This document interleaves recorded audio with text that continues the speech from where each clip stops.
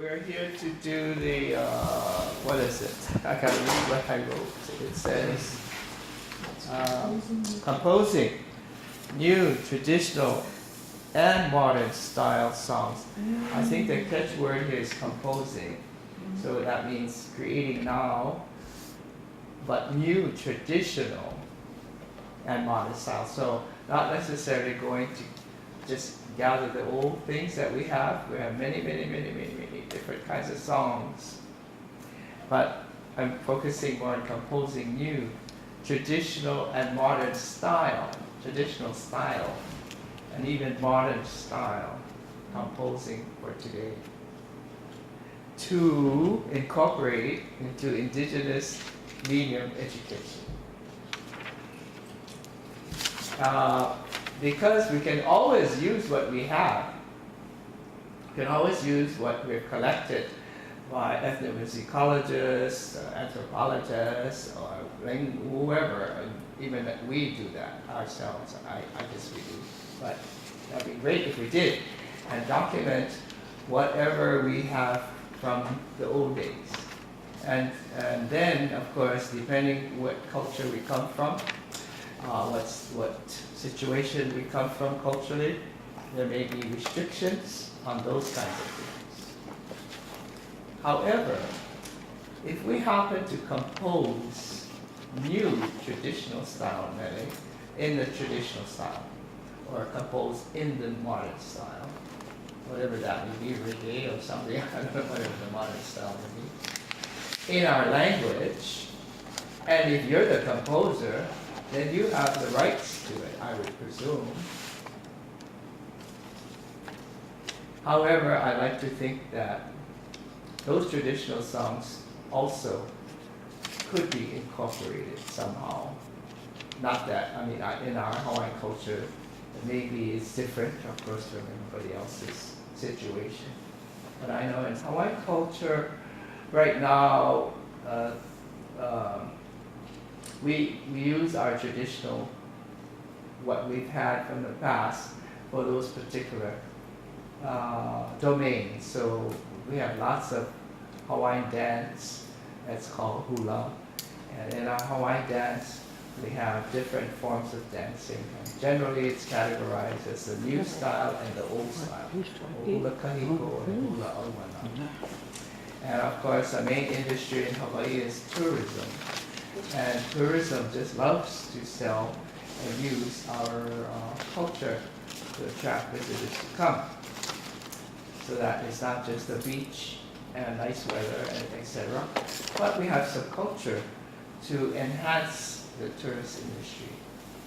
So we have lots of the whole renaissance of Hawaiian dance filled with all kinds of traditional songs, or we call them mele in general. And mele is usually performed in the kahiko. The kahiko mele are chanted with rhythm. And then the more modern style is used with more modern implements, such as adaptation of the guitar and ukulele. And, we're given credit for creating the steel guitar. And we use bass in different ways. We use the ukulele that comes by way of Portugal in different ways. So we just Hawaiianized that aspect of our musical instruments of modern times. Then we keep, of course, our traditional instruments of traditional times. And the realm again of hula or dance is where lots of that occurs. Outside of songs that we don't dance to, or we don't dance to perform to in that way. Then they're just chanted, the old style. And the old style also has some rhythm instruments that we use for chanting, or just plain vocal chanting, and there are different styles of vocalizing in chanting and different features of vocals in chanting, and then you get into the modern music as well. And so we incorporate all of that in our modern composing. Of course, when we focus on language, we also incorporate cultural aspects of Hawaiian poetry. And that domain of language use in most cultures is considered a higher domain of language. For some people, maybe composing little jingles for children or something like that might be very easy to do, and they're very simple. However, you would like to at least have it sound maybe is not the rule. I'm talking about the language, the lyrics, and the sound, maybe the voicing, instrumentation. Sound okay to the oldest traditional person you can play it for, and that person would say, and you wouldn't bother that person. But if it sounds kind of like jazzy or too reggae or something not of your culture, then you'd know right away. Then you shut it off. Maybe it'll be for another person to play it too. Yeah. So I think we get involved with that kind of concerns or those kinds of concerns when we're getting in creating our own outside of using. Do you folks use a lot of your own in, and I'm talking, so I guess I have to ask the question, I'm talking more like in revitalizing our language. And our experience is through a formal setting of learning, which we call a class, a school, afternoon program, I don't know, whatever you guys have. Summer, what we have, summer fun or an immersion camp or something. A formal setting of learning. Do you do that? Do you teach music? Is that music in the more traditional style or both, modern and traditional? I work with 2nd through 12th grade for after school programming, and we do language, song, and dance, and art. I don't know if a little bit I was just saying I work with 2nd through 12th grade after school students, and we do song and dance as part of our programming. But it's very traditional. It's working with elders and making sure you're teaching it the right way. And when I was growing up in the program, it was pretty strict too, making sure you're dancing and singing the right way. And I feel like there's not a lot of flexibility unless you compose your own songs. Yeah. Well, that what you just described sounds very much like our more formal school of dancing, which is, as I said, hula. Commonly said halau. Halau is Hawaiian for like a school. Halau hula, many halau hula. So, and they would, adhere to certain traditional ways of doing it. Yeah. And normally, if you do more traditional numbers, you don't try to innovate. You keep it as the way it was taught to you. Yeah. Yeah. Anything? Do anybody else? I heard your song. I don't know the name, but I'm pointing to you. Yes, last evening, that was you were credited for composing for Squirrel. Oh yeah, that's right. That's right. A squirrel love song. Okay, In the George Hawley said. So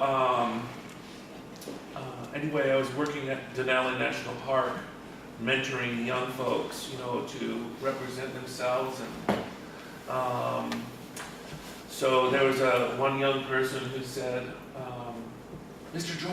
George, hey, I have heard a love song for a wolf, and I've heard a love song for an eagle, and hey, have you ever heard of a love song for a squirrel? And I said, what? She said, yes, but squirrels need love too. Oh my goodness. Well, anyway, I started working on it then in my language. Yeah. And but then in the rest of the year, I'd live in Tlingit country. Yeah. Oh. And your language you're referring to is not Tlingit. No, it's Dekanag. It's Athabascan language. And so when you performed it last evening, was it in? That was in Tlingit language. So I moved, I'd live in Tlingit country, and work in language programs there because just to support language in the place I live. And so I shared with them the song, and folks there translated it and started to perform it there, in their schools. Right. And it appears that the elders were just enjoying it last evening. So I guess you did all right as far as the ear goes for it sounds, I'll say click it, like a click it. They do their own way of doing it. Yeah. And I was just thinking about, like, a few weeks ago, where I live is also not in Daguetan country, but it's in Tenina, Athabascan country. And years ago, they translated that same song into their dialect. Well, see, it's a great song for It's children. sweet. Well, But is you it find, though, that each area has their own character. I mean, the culture has its own character, and so when they do the song, it has a whole character of its own. So that it's completely different. And do you object? No. Yeah, so happy that you allow that. Some So much composers fun. would maybe say, I didn't compose it that way. You have to do it this way. Well, I'm so happy you're open to that. Because the essence is there, right? The meaning, I guess. That's right. That's right. So- It will bring a lot of joy through the music.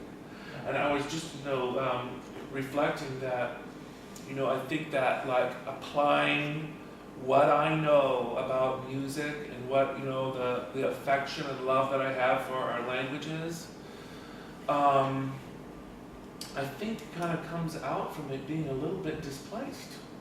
I was just thinking about that, because I grew up outside of my language area and moved to Southeast, for almost 20 years, and coming back to where I grew up, which was not in my language area. But, the desire of applying, one's given talents, I believe, to support the language of where you live. Yeah. That's what I've tried to do. Right. And the words, the lyrics itself, in the original and then it's translated, it's pretty okay as it's being, Oh, yeah. because the meaning is still there. So it's about a squirrel. And you said, did you say love affair or love making?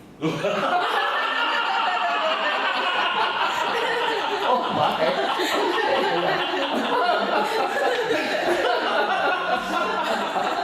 Well, you saw the dance, right?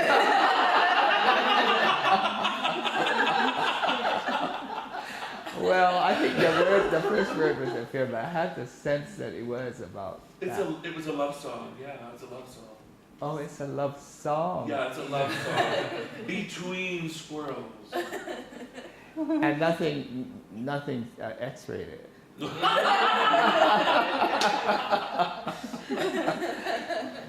But in Hawaiian songs, there are lots of songs that could be that way.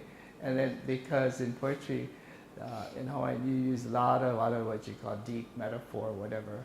So it can have one interpretation in this way, the so-called surface, and then the underlying. And we have that, and then we call that kauna, or the hidden meaning. I'm just asking, curious. But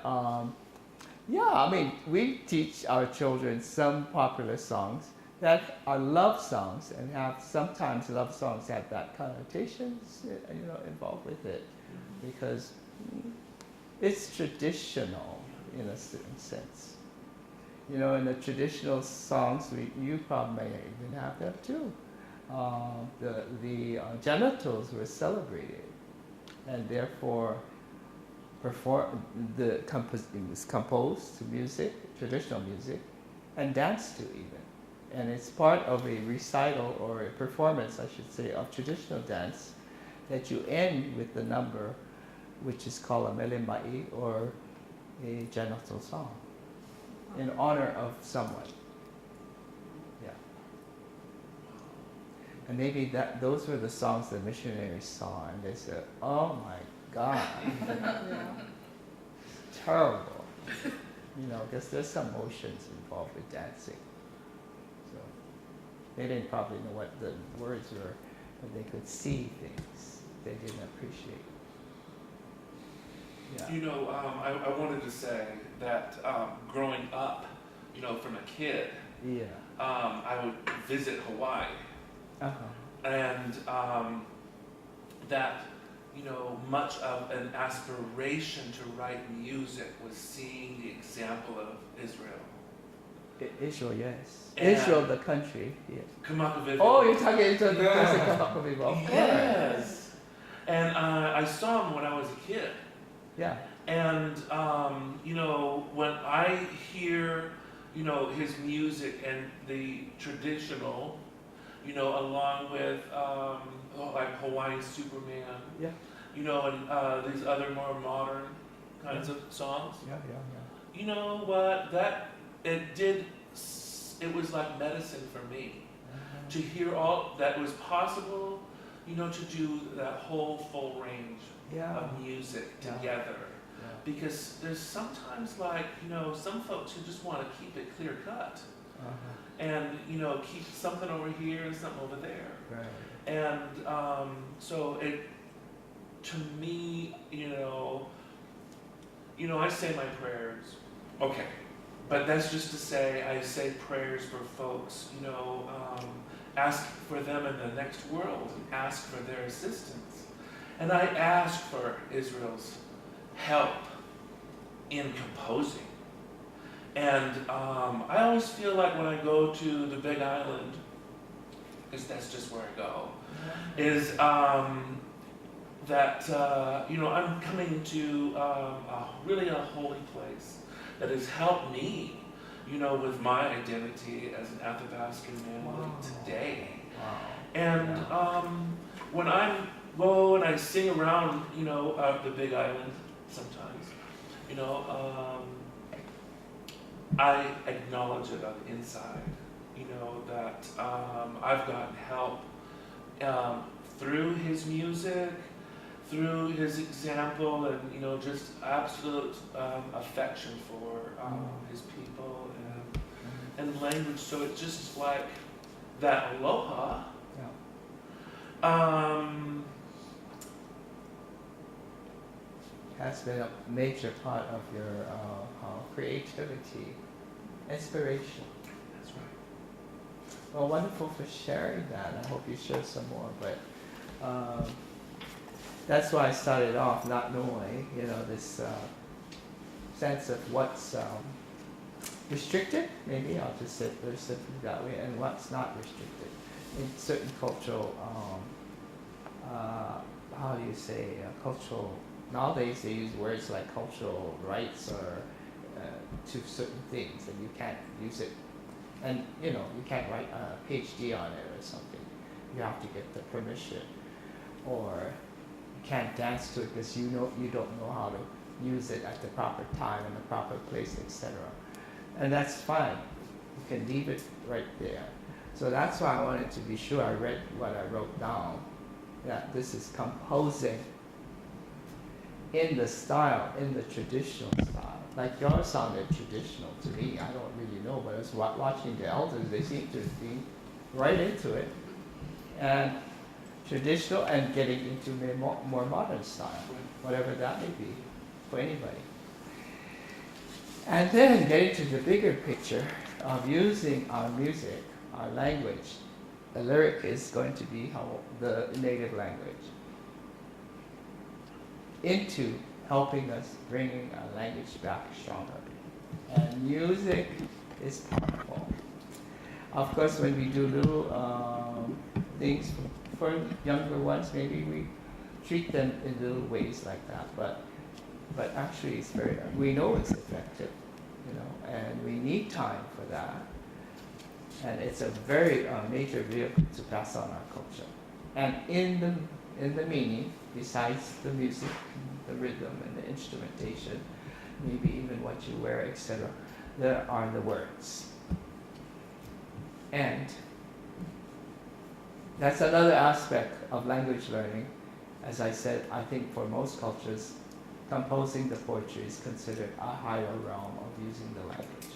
Maybe for little children it's simpler, I don't know. I think so, because I've participated in composing.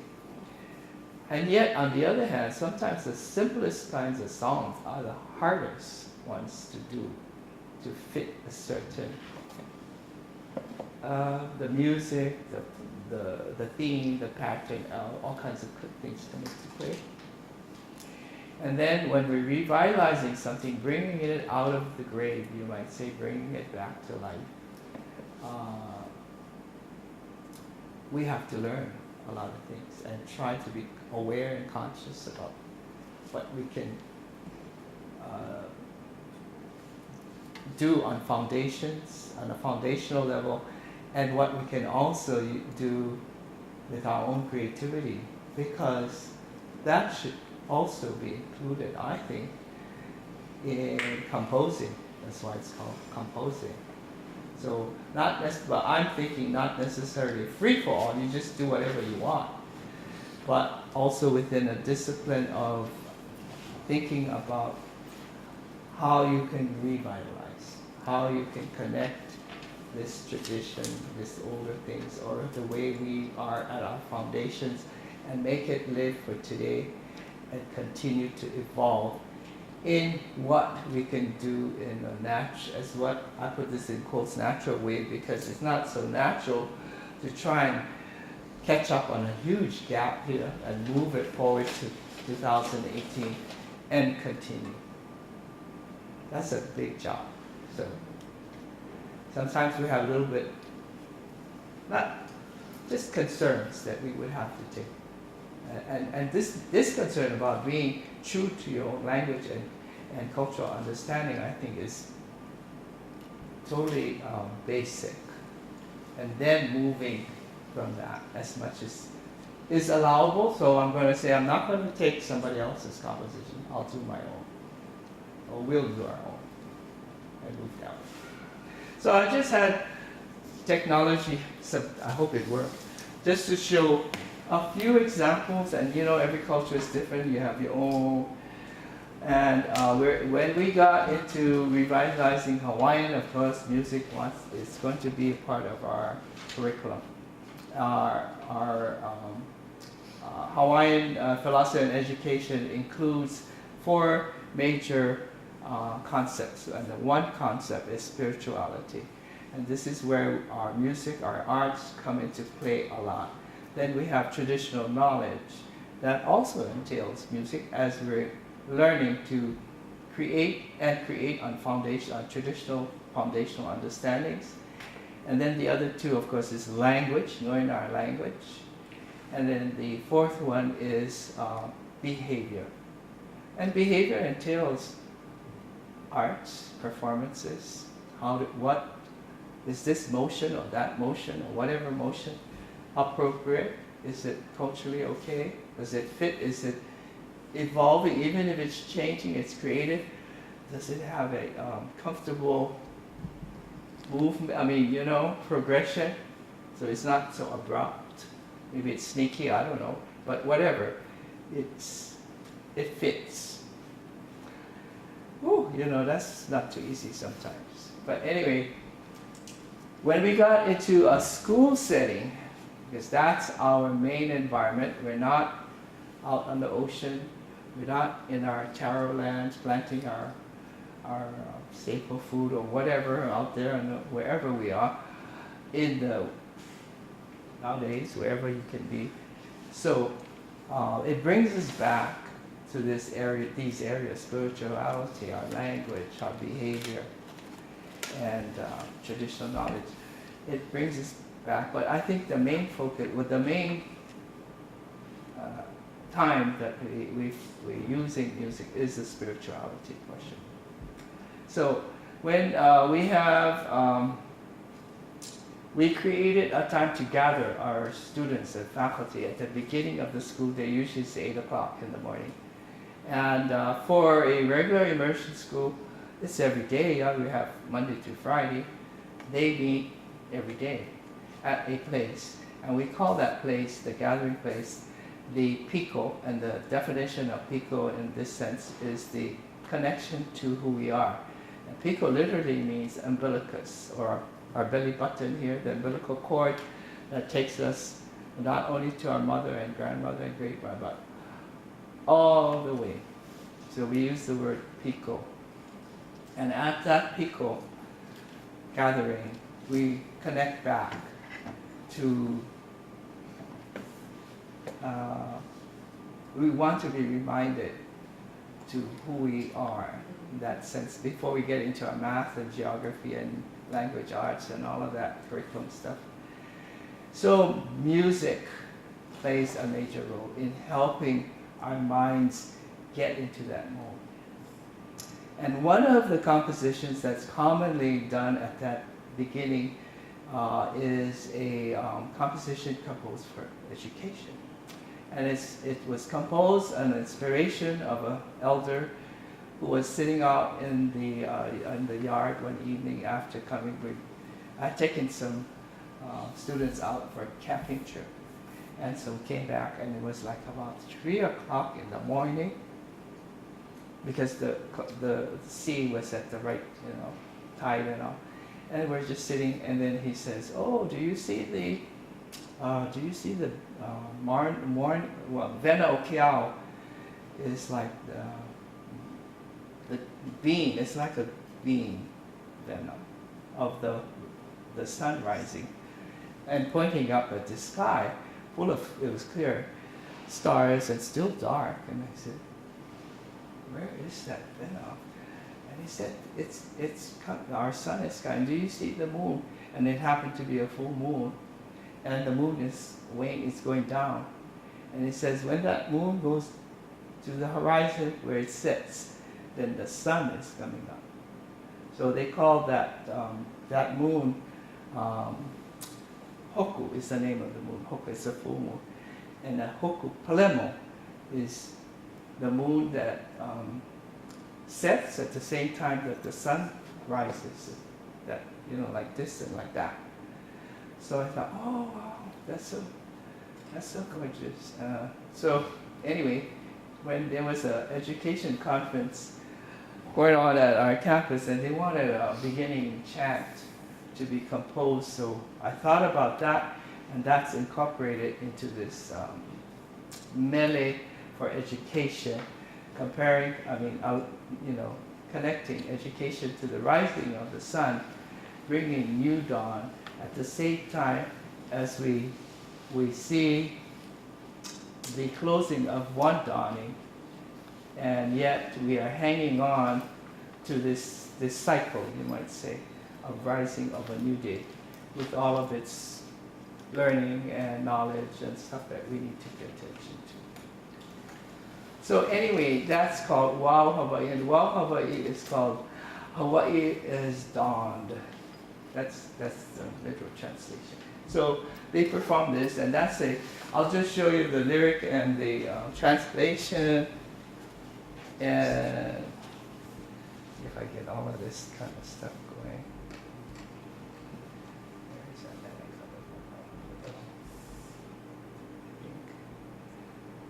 Yeah, you guys can see that, I think. Anyway,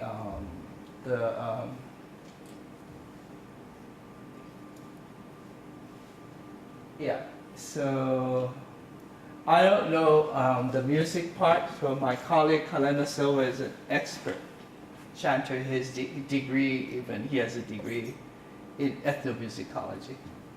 So he focuses, of course, on Hawaiian music. So he helps me. I do the lyrics, and he does the chant, and I'm not a chanter, so I'm going to actually play a sound recording. We do chant, but I don't want to perform. I'm kind of embarrassed trying to do the correct sounds to it.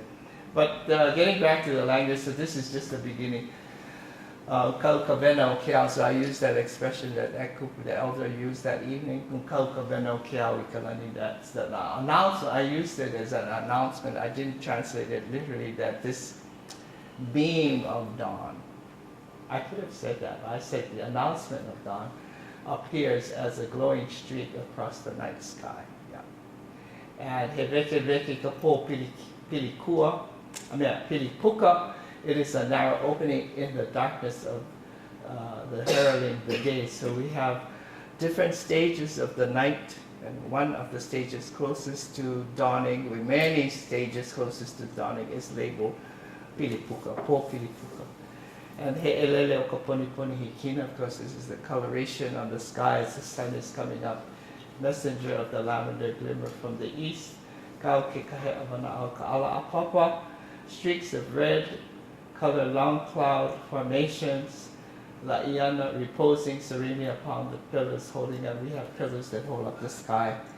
And then Oka'uie Ehulialo. And so I turn to gaze upon this, focusing on the growth and rising of a new day. Yes, the brightness of day has arrived. So this is essentially two, I guess you call them two verses, and this is performed like at many of our immersion schools to start the day. And then how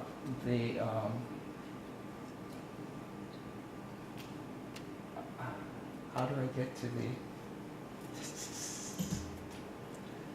sorry, did I cancel it? Or is it here? Yeah, I canceled it. I had it here. There we go. Yeah. Then I just press, let's go to it. Just to hear it, I think.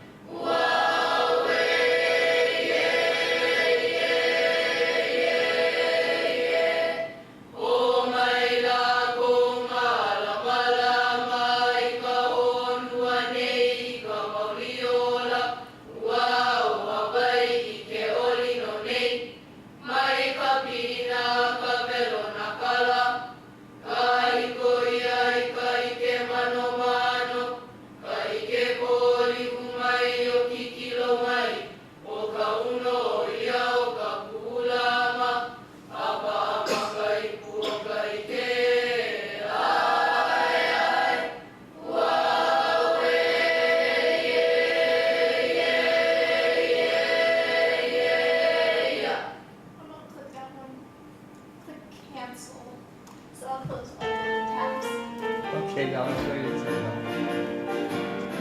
You just want to close this tab. Just Okay, thank you. Anyway, that's more traditional. And then we have, in our Hawaiian tradition, and I want you guys to share whatever you guys are doing now, but in Hawaiian tradition, and we got this from our school of dance, Halau Hula, where you, before you enter the school, you must ask permission. And if the teacher is hearing you asking in this chat form that you're seeming to be ready, you sound like you're ready, then he or she will respond to you in a chant to say, come in. So we adapt that for our school as well. So the students must request to come in, mele komo, and then the teachers must respond to invite them in. And that, of course, helps to the spirit, getting your attitude, getting your thinking ready to enter into school for the day. And they're all several, and this particular ones are, I think I'm going to do the right thing, like that. Yeah. Do I know what this one is? Oh, it's all over here. How come it's too... Yeah.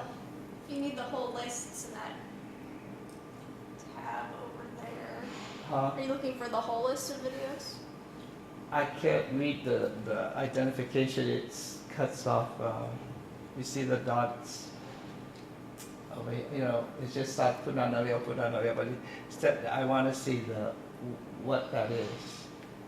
It's cut off. But anyway, it wasn't like that earlier. I could see what each one was. You see what I mean? It's cutting off. This tab over Ah, has all of them. now this is then I can just. I'm not going to be real professional. But this is a traditional chant. It comes from a story. So we did. I say I'm lying now because actually we're using a traditional. Actually from the Halau tradition, Halau Hula tradition. A traditional star, one of our, she happens to be the younger sister of the volcano goddess is erupting now, Hi'iaka, and approaching a place, and she's asking for permission to enter this place. So we're using this as it's a traditional from that Hi'iaka tradition, and in asking permission. I don't have the lyrics, it's pretty short. I can give you the summary after we listen to it, the meaning, I mean.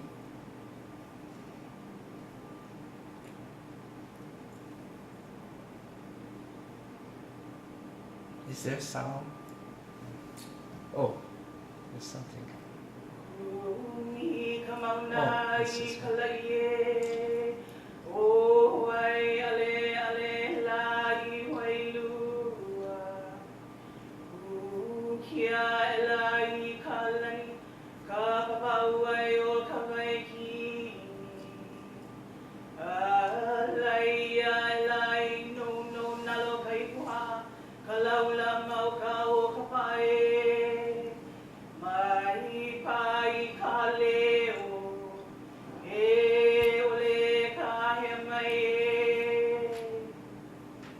yeah, and this is done, as you can see, by the Aha Punana Leo, and these are done for training purposes, for our teachers to learn.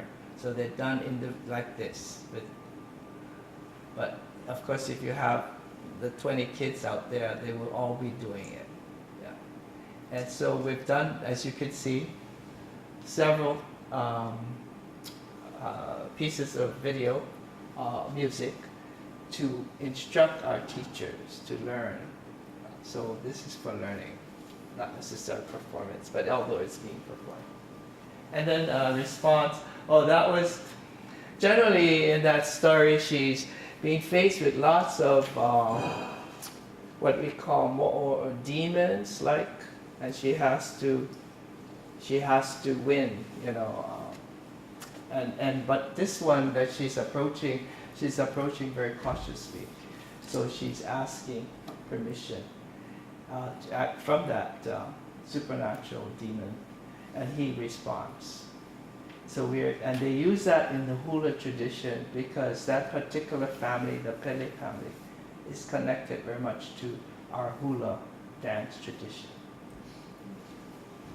So, and then the response is, because lots of our lyrics go to places and traditional sayings, and this particular place is on the island of Kauai, which has high, steep cliffs, and this particular cliff area that she's addressing at Kapa'a, at Wai'ale'ale, and where this supernatural being lives, is being approached to allow me to enter Hi'iaka, to come into his place, his domain. And so at the end, she says, "Don't hold back your voice. Please extend it out to me, like an invitation." And then the response is, I think it's the same person might be on this. This is a teaching tool.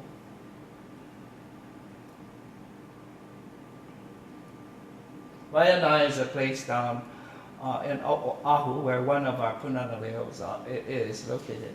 What's another one?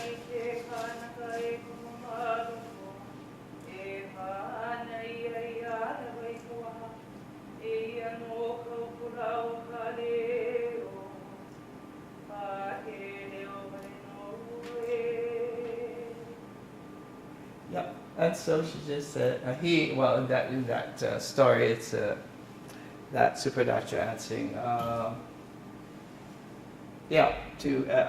calling out to you. I hear your request, and I call back to you to enter. Just simply to enter. It's a short, welcoming kind of thing. That's all. So we have that kind, and we incorporate that. As I said, at the morning gathering, we incorporate that kind of traditional music. And then, of course, I don't know what else we have here more. This kind is, this is what we use at our college. We have our own, we can use that. This is kunihi, which was just heard as a request. And then we have a hair probably somewhere over here. I don't see a hair. We should have a hair. This comes under Kualono Kahaku'ulo Ke'likolani, the website for the College of Hawaiian Language. And Namele Koleka would be the songs of the college songs. And we have several here. So this is the one that we would, the students would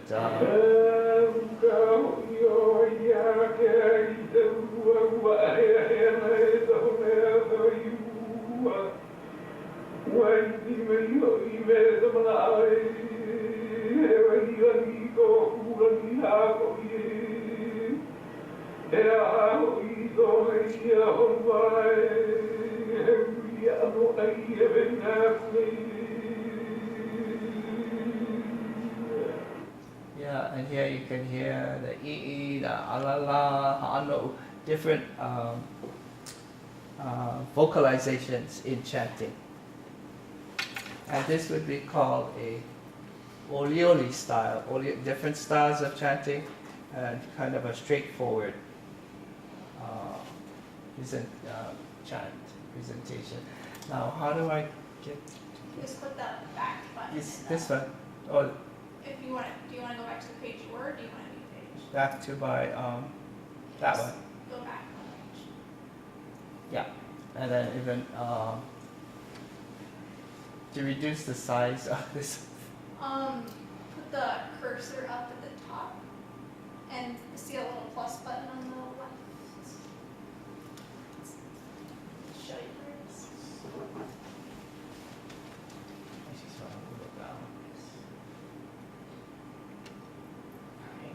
That's it, yeah.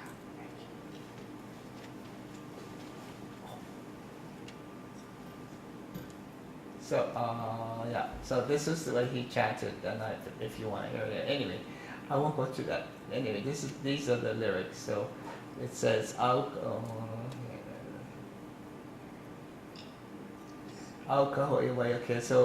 the college is located at this place in Hilo called Waiakea. And we have names for our rains and winds, so this is what we incorporate also in our composition. So there above Waiakea in the Uluwau breeze. Also the punning on the words like Waiakea, it just happens. So we would like to incorporate meaning of Waiakea is widespread waters. So we think of it as very appropriate for education.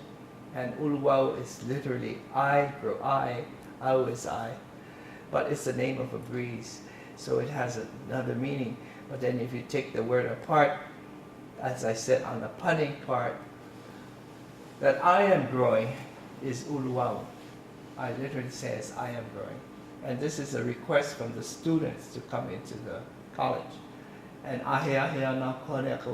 so Russell's Saugus Hilo is very known for rain. We're on the wet side of the island. So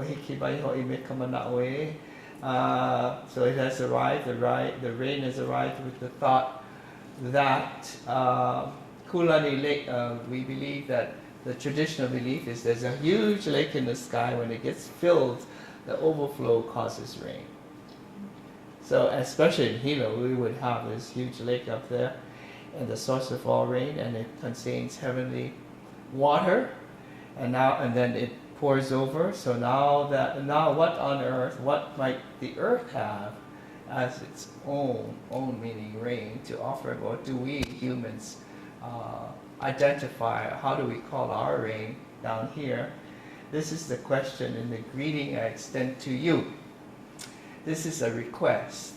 And then of course in the response, now how do you get the response is, I always forget how to get out of this thing.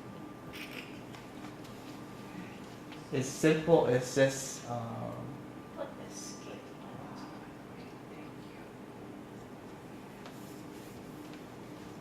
this one, which is saying hey hello lani kiao hilo, and this is a proverb. It's like not a proverb, a famous saying for hilo.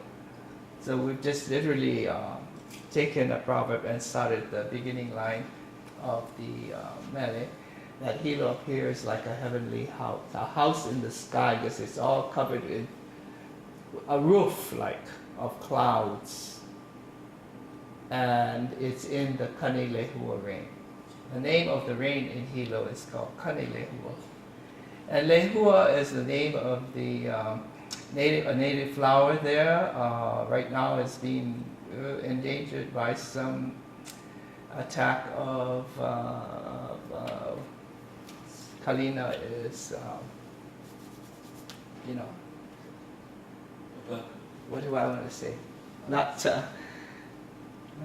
Infestation? small germs going into the plants. Bacteria? Almost like bacteria. There's another word. Parasite? Huh? Parasite? Blight. Fungus? Fungus. It's microscopic fungus. Thank you. Kalina. And it's just raising havoc there, because that's a tree that covers our islands, and not only our island, all the islands, in our forest. Very important plant to have. So anyway, Kanilehua, and of course, I mentioned earlier about Hawaiian,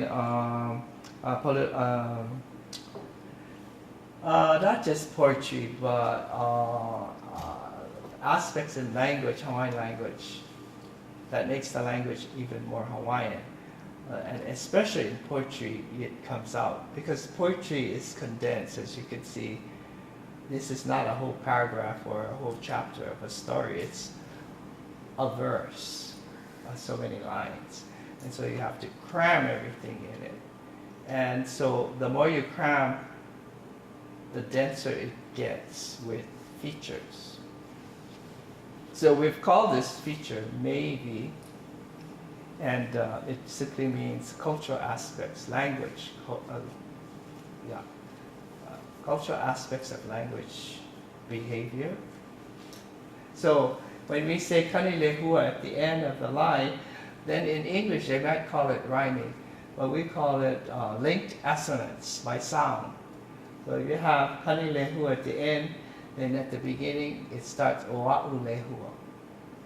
And the translation, of course, doesn't necessarily carry that, but this happens to have, because lehua is lehua, we don't translate it as a marigold, or it isn't a marigold, but it's a native, indigenous flower. So Hilo appears as a heavenly house in the Kanilehua rain. Mai lehua flowers at the treetop branches, inviting birds. So maybe there is from the end to the beginning of a line. From the end to the beginning of a line, not always, but of course sometimes we notice that it's pretty prevalent when we had no writing and everything was conducted by memory. And some of our creation chant is 2,100 plus lines. It's not a book. You don't read it, you just recite it. You just say it. And it's filled with, like this, linked assonances, and yet retaining meaning. Has to carry meaning. You don't just do it for that sake. And our people back then didn't talk about it like I'm telling you now. They just did it. I'm pretty sure. I wasn't there to be at their University of Hawaiian Language back then, I'm just presuming they didn't know that they were doing it, they were unconsciously doing it, because it was natural. But for us, we have to look into it, and we have to try and get it back. And then, of course, the rest of the lines, Mikialai, Kamana, Pupukai. So we're trying to, and then of course we're using like names is very, maybe very culturally correct in poetic names of our rain, name of our chief, names of our plants, animals, etc. So Mikialaka, so it just says that to be quick, alert in gathering as one in the realm of Kurukurua. And now hearing the general start of the Uluwau breeze, because I heard you guys were asking to come in as it rustles the burning forest growth of Waiakea, where we are. Here is the call to, so now we tell you to come back, to come in. There's a response to the student's request to enter. So we have to compose new compositions in the style of traditional Hawaiian music, song, chant. Use our language as appropriately as we can, and of course pass it on to our new next generations. Okay, so there are just tons of Hawaiian songs and music and new ones. Just the night we came here, Saturday evening, they were doing the annual, what we call Hoku Hano Hano, or the Hawaiian Music Grammy Awards. And we have that every year because the recording industry is pretty big in Hawaii, where lots of people are creatively, now you're doing CDs and other forms of, the music, video and stuff, but they give out awards. So there's an award for the best Hawaiian language composition, the award for the best Hawaiian language CD. The whole CD used is usually about 12 or so songs, that kind of stuff. Helping, and then it's great to see, of course, it's basically younger generation, younger people involved in the composition, in composing.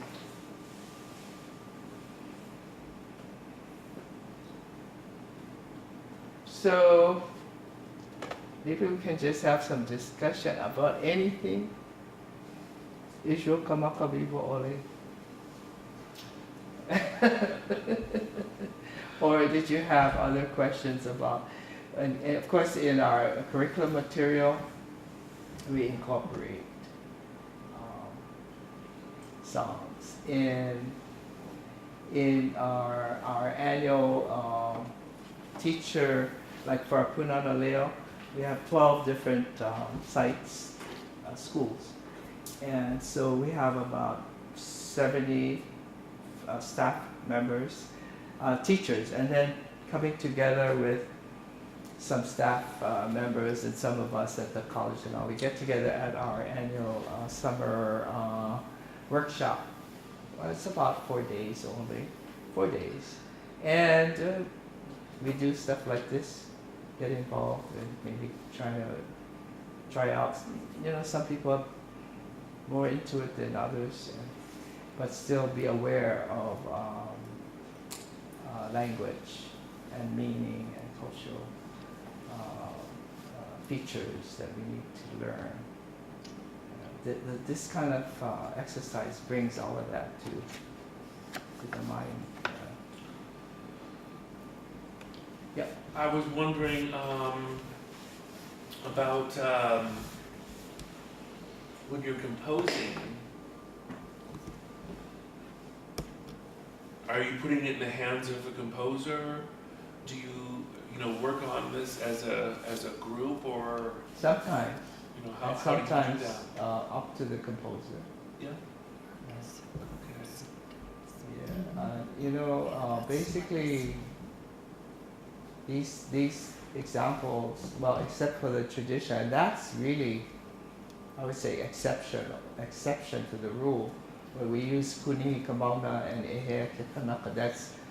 from traditional, handed down from traditional times is an exception. Almost everything else has been composed. So some of it is composed like in a little group, like at our workshop sessions especially. The theme might be about, I can recall one theme about helping each other. Just helping each other. When you see that something needs to be done, don't ask to be helped. Go over there and help. In a school setting, wherever. And we said, can you folks compose some songs? And they were meeting by school sites. Turned out to be a little bit competitive, but that's okay, that's good. And yeah, they did that as a group. Or more often it's so and so and so and so, can you come up? We greet visitors as well. So we do that kind of greeting. And I did go to, I'm sorry I'm not able to say it. It was this school in Kona, yes. up on the hill. Oh yeah, there's a major school is Kona Waina. Waina happens to mean middle Kona. I don't know, but anyway, in Kona there are two mountain slopes. So where the two slopes meet is in the middle. So this is a Hawaiian geography now, not from English. So the Hawaiian name of that section is Kona Waina, and that's where the school is. So it's called Kona Waina. Okay, I did go there, and there's an immersion site. Sing, I sang some morning. It was a couple of years ago. I requested, to come visit the school. Oh, great. And to share some music anyway. And, I expected just to simply walk in and, I don't know, that's more along the lines of what you see, in Alaska. Yeah. You just kind of shuffle in. Right. And I tell you what, I was really so amazed and it was so deeply moving to see the kind of regard, that the school gave me. And Well, we took that tradition. It's a tradition again, using music, but that's how we were told by our old people that they're just regular old Joes, and then there were special kind of people, or just visitors, special people. And visitors are special, not because of the tourist industry, but we have also a proverb that says, a visitor only is a visitor for one day. And after that, you better stand up and wash some dishes and cook some.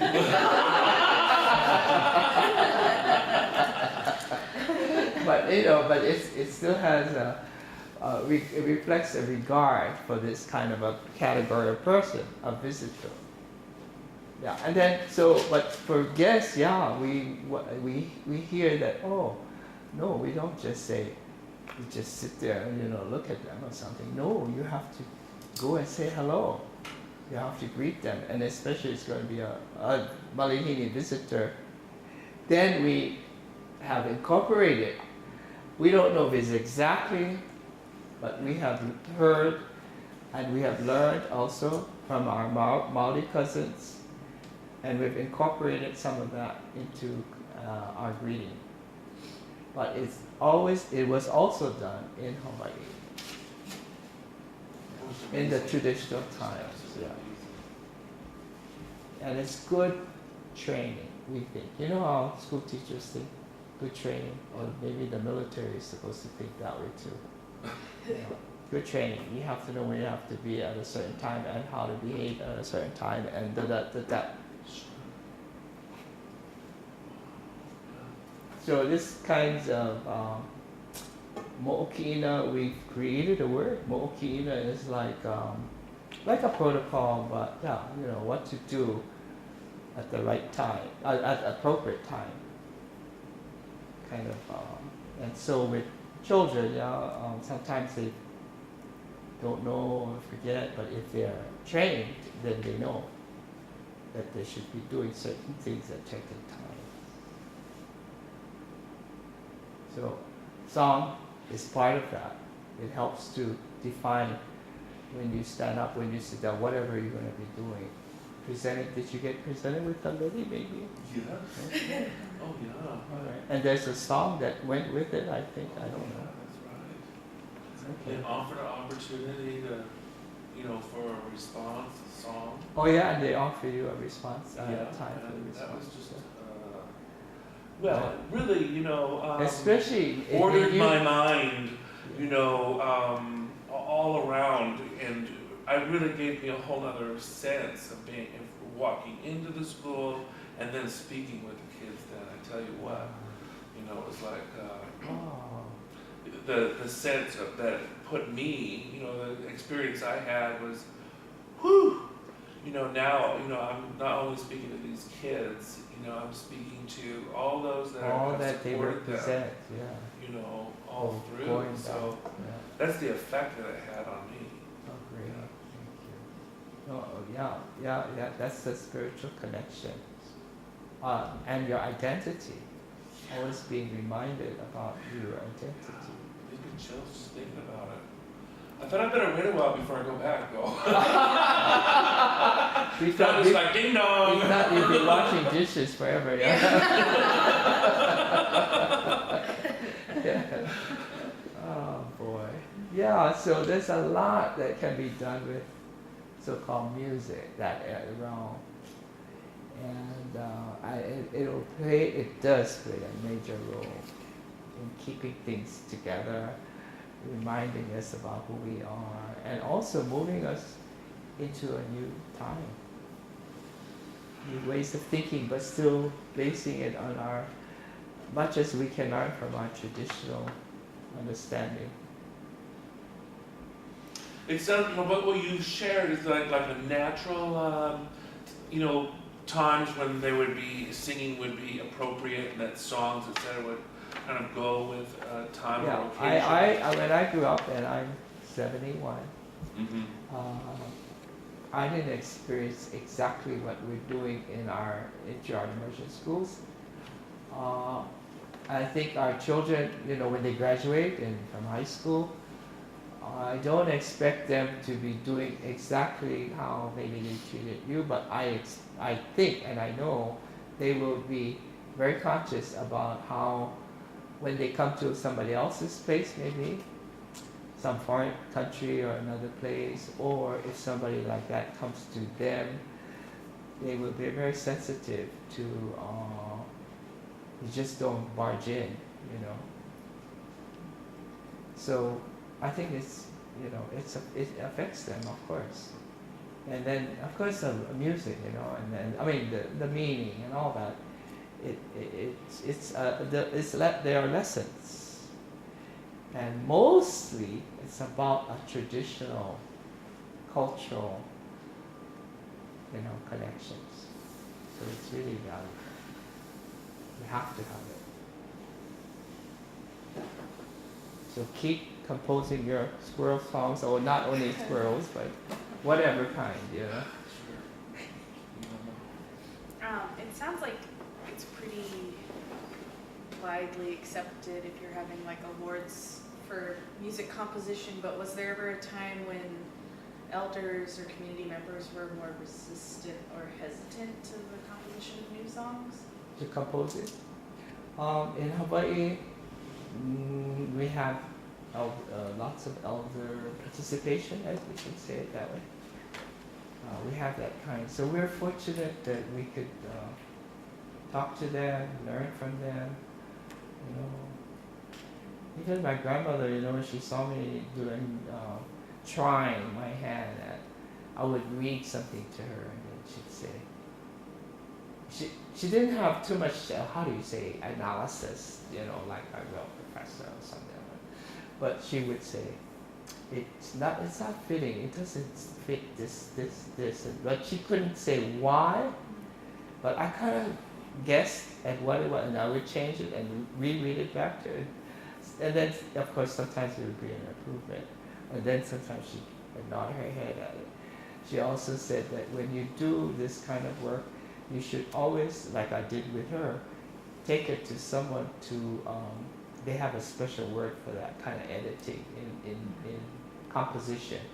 They call that paka, which is different from schoolwork editing and that kind of correcting and stuff.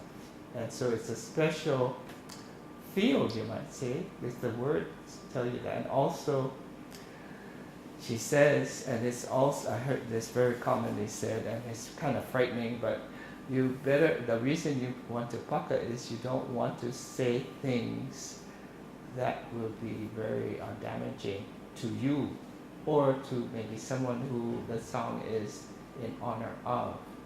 In other words, you have to be very careful on the words and how they're put together. It's a very common kind of expression. So we deal with that. But she became a Christian, so like you talk about prayer, I presume it's prayer, but I don't know. For me, for her and me, she says is that you should use a prayer, the new prayer, the Christian faith, and sever that kind of, how do you say, bad happening, just in case you missed something or that other person who is supposed to be checking it missed something.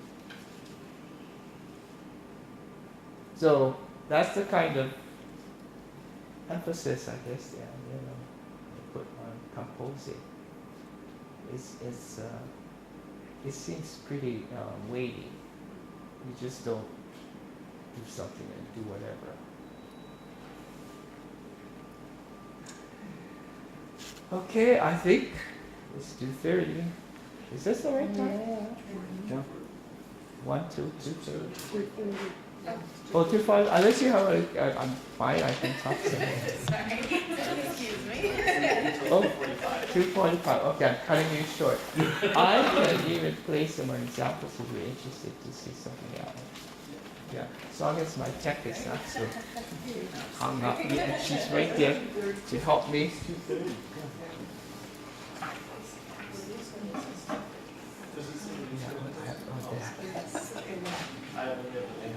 You have some other schedule, yeah. I was cleaning up the new schedules too, but I guess I didn't bother to get Oh, one what for did I myself. put on my, what do you call that thing up here? All that reserves. Yeah. Let's try that one. Oh. Oh, okay. So in our making curriculum for our children, this is at the preschool level. We just had to get together and make some. And I don't know why it was given several topics, but one of the topics was for what children like to do is to go into, well, in the city areas or even country, abandoned lots, where there's like jumps and trees and grass and rubbish, and children just love to play house or, make a fort there or something where they're not supposed to, just abandoned. So I have to go make a song for an abandoned lot. I said, so anyway, this is it. But then we had other kinds, like children. These are young children, 3-year-old. They have family. Family is important, so we had these of family, all kinds of craft work on, even gardening. They plant. And what are some traditions? We follow the lunar calendar and the importance of different moons, etc. So this one happens to be an abandoned lot. So, and then the Punana took this and kind of did a little creative video on it. Very simple, nothing professional. But it's about an abandoned lot. And the essential lyric just says, who the heck would want to be in an abandoned lot? Well, kids would just love it because they have this and that and this. No squirrels in Hawaii, but this and that and this and that.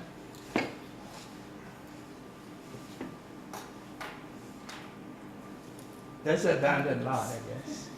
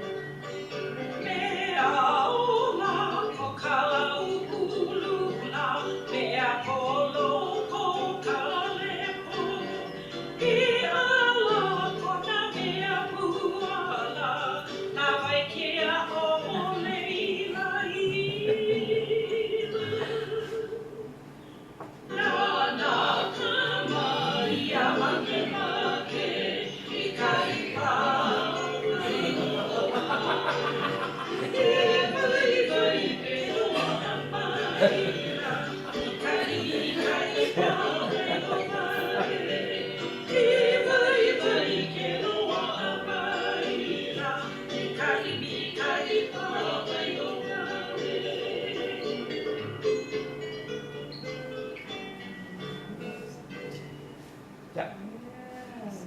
So we asked a kind of a well-known Hawaiian singer, Genoa Keawe, she's passed on, and she did the honors of singing it. And then we have I don't have it here, but we did a whole CD of children's songs. I should have thought, but Nice. yeah. But this one has a little video and a couple of the others. Yeah, just to make it a little bit more nice, enticing for our teachers. Yeah, that's all.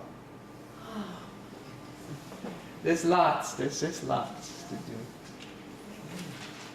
It's a great idea. That was a wonderful video. Oh, thank you. I'll have to say that to the guys who produced The it. kids would love it. I mean, Yeah. we liked it, and the kids would really like it. Okay. Then they can sing along. Yeah. The woman looked familiar. Yeah, that's Noelani Yokepa. She earned her doctorate in education, this mother. That's her children, her husband, and her two children, son and daughter. I've seen her. And she teaches at our college. Say her name. Yeah, Noelani. Noelani. Yeah, it's Noelani. Okay. She's in a teacher education program. Yeah. Okay, because I've met her. As the rains kind of subsided a little bit. Yeah. Thank you very much.